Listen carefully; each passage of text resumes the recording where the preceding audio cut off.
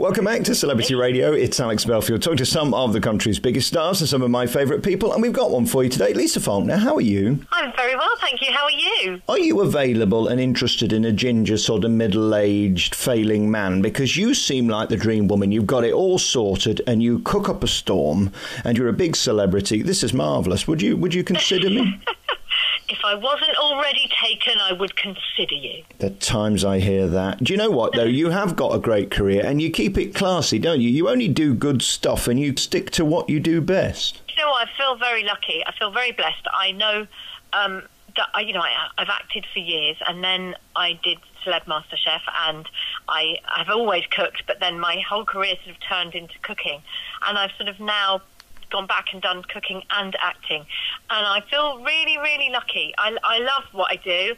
I work hard at it, but I really do love it. So yeah, I'm very blessed. I suppose December is the busiest month of your year because it's all about cooking, isn't it? Really?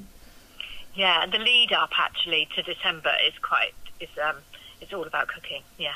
So it's time for a break. Well, that's what we're here to talk about today, because of course it's about indulgence in December, and then January people sort of lose the plot and get all obsessed with being healthy and then forget about it by February. But we're talking today about a campaign which is interesting about the amount we drink and the period in which we drink it, and there are alternatives like Cedars Alt Gin, which is non-alcoholic. Can you taste the difference, I suppose, is the biggest question. Do you know what? I think obviously there is a difference between gin and the alt gin, the Cedars Alt Gin.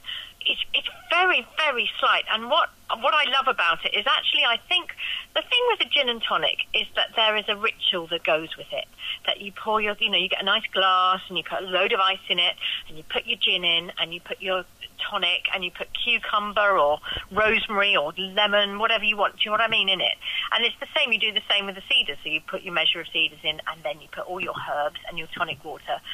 And that whole ritual of having a drink is still there, which I think gives you that placebo effect that feels very similar to having alcohol.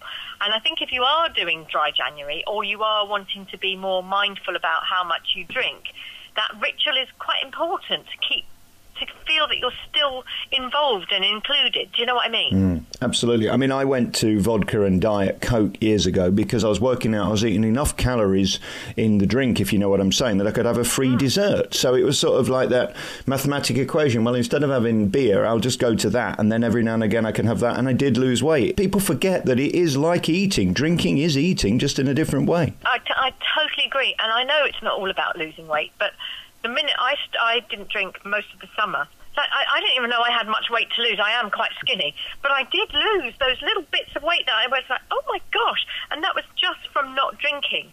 But we do forget it. We do forget and think, actually, if I don't drink, then maybe I could have a pudding once in a while, which is apparently just as bad. Sugar's just as bad for you. So, it's everything in moderation, isn't it? What is your Christmas like? I mean, there you are at home. Were you there with the family? Did you have a private one? Did you have a big one? What did you do? We were away for Christmas, and then we had our big Christmas with our family a few days later, which was lovely because we sort of got a double Christmas. We always have, because we blended family. So we've got different children from different relationships.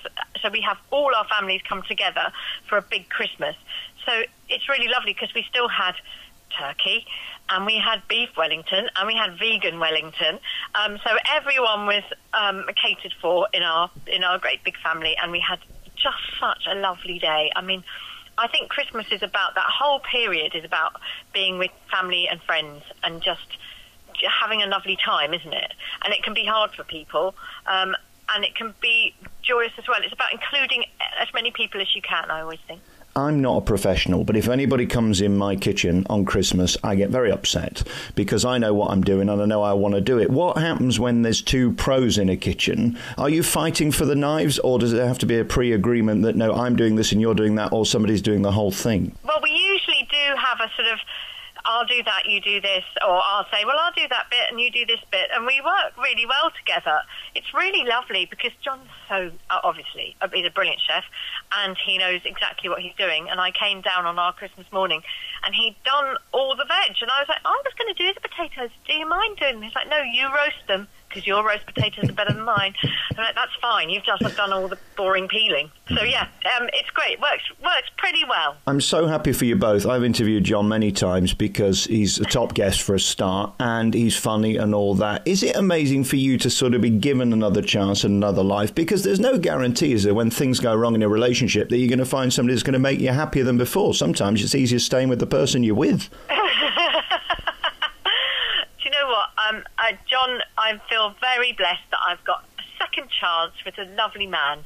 And, we get on very well. And, he's great. He's my best mate. Talk to me about you and your life. I mean, there you are on the telly. You've always sort of been, popular and delicious and all of that stuff. And is there a pressure on you to look a certain way? Or at this point, do you not care? I mean, could you be the next Fanny Craddock, for example? Fanny Craddock with her blue eggs. I love Fanny. Fanny and Johnny. I think as I've got older, what I've really noticed is that I want to be around. I want to be healthy. I want to be able to be around with my daughter, to work out with her, we do yoga together. Do you know what I mean? And I think that I've become much more mindful about what I'm eating and what I'm drinking, but I'm not necessarily...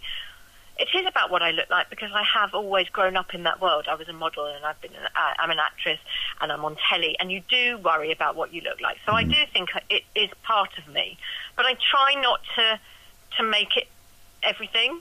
There's a lot else underneath the surface, isn't there? I think when your Twitter feed is full of more selfies than things that you're actually doing which are proper, you've got to worry, haven't you? And I think mental health is the other big thing. You always seem to have stayed sane. How easy is that in show business? I don't think it is easy. And you know what we noticed? We had a very small New Year's Eve party, actually. And what I noticed was none of us had put any pictures on Instagram because we hadn't had the time, because we'd just been having so much fun doing our karaoke and singing, and the kids were dancing and everyone was together. And it was really lovely, quite refreshing, because everyone is so used to just going, I'm just going to do a quick post, or I do this and I do that. And we actually didn't do it till much later because we'd all been actually enjoying the moment. And sometimes you forget that, don't you? And I think it's when you are in the public eye, there are things like Twitter and Instagram, but Twitter especially, where people can be quite hard on you, and you don't remember the lovely comments. What you remember are the mean ones, and they sort of stick with you for days, and you have to just be able to turn it off and go, everyone's got an opinion on you. Not everybody in the world is going to like you, and it's not the end of the world, but it's also not real, because what you give of yourself is not all of you, is it? So people just see a version of you and then they think they know you. So I think it's about maybe sometimes turning your phone off and just being with the people that you like and you love and you want to hang out with, and not worrying about anybody else, and trying to be a good person, I think. Lisa Faulkner, thank you so much for your time. Get some of this Cedars Alt Gin. Come off the booze for January and you'll be happier in February. That's what we're saying. Thank you for your time. I appreciate it. Thank you.